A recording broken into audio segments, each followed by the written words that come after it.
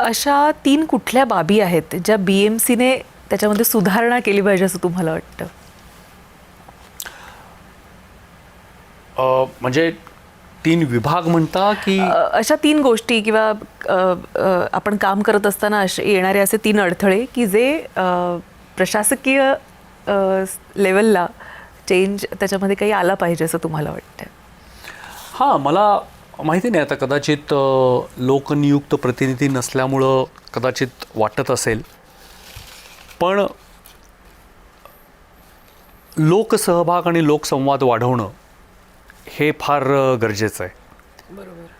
आत्ता जरी आमचा लोकसंवाद असेल, लोकसहभाग असेल, तरी देखील तो काहीसा मर्यादित प्रमाणामध्ये आहे आणि ज्या वेळेला आमची आवश्यकता असते त्यावेळेला आहे.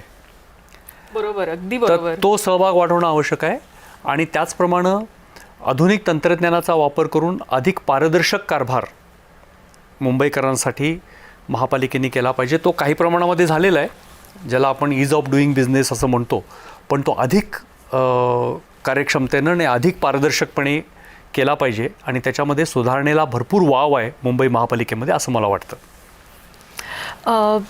आपण अनेक जिल्ह्यांमध्ये काम केले, गेली 35 वर्ष आपण काम करताय. मुंबईमध्ये खास करून काम करत असताना अनेक इतर ज्या संस्था असतात त्यांना एकत्रितरित्या एका टेबलवर आणून मग त्याच्यावर काम करावं लागतं. मग त्याच्यामध्ये MMRD आहे, PWD आहे, MSRDC आहे, MMRC आहे, रेल्वे आहे. तर इतक्या सगळ्या यंत्रणांऐवजी मुंबईमध्ये एकच अशी एखादी संस्था असती तर अधिक काम सोपं झालं असतं असं वाटतं का तुम्हाला? मला असं वाटतं की ही एक कन्सेप्च्युअल पातळीवरती ही कल्पना खूप छान वाटते की एकच यंत्रणा असावी, मग तीच यंत्रणा सगळं करेल.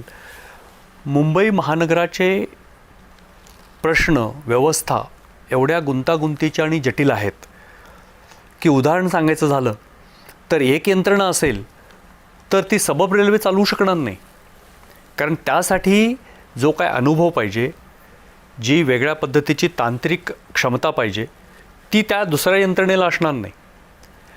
त्याचप्रमाणे समजा आपल्याकडे इथं नेव्ही, डिफेन्स या सगळ्या यंत्रणा आहेत, तर त्यांची जी कामं आहेत ती तेच लोक करू शकतात, कारण ती राष्ट्रीय सुरक्षेच्या दृष्टिकोनातून वेगळ्या पद्धतीने करायची कामं आहेत. ती दुसरी कुठली यंत्रणा करू शकत नाही. आपल्याकडं 2 महत्त्वाचे पोर्ट आहेत, मुंबई पोर्ट आहे आणि JNPT आहे.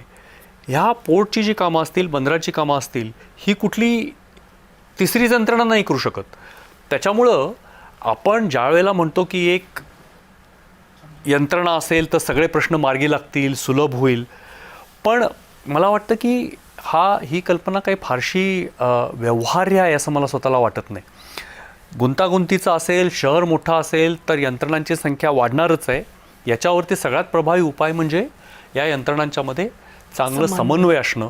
समन्वय असेल तर मला वाटत नाही की किती यंत्रणा असतील तरी त्याच्यामुळं फरक पडेल, पण चांगला समन्वय असणं आणि कुठलेही आपसी हेवेदावे आणि इगो न ठेवता जर आपण मुंबईकरांसाठी काम करतोय असं जर सगळ्यांनी ठरवलं तर मला वाटत नाही किती यंत्रणा असतील तरी त्याच्यामुळं काही अडचणी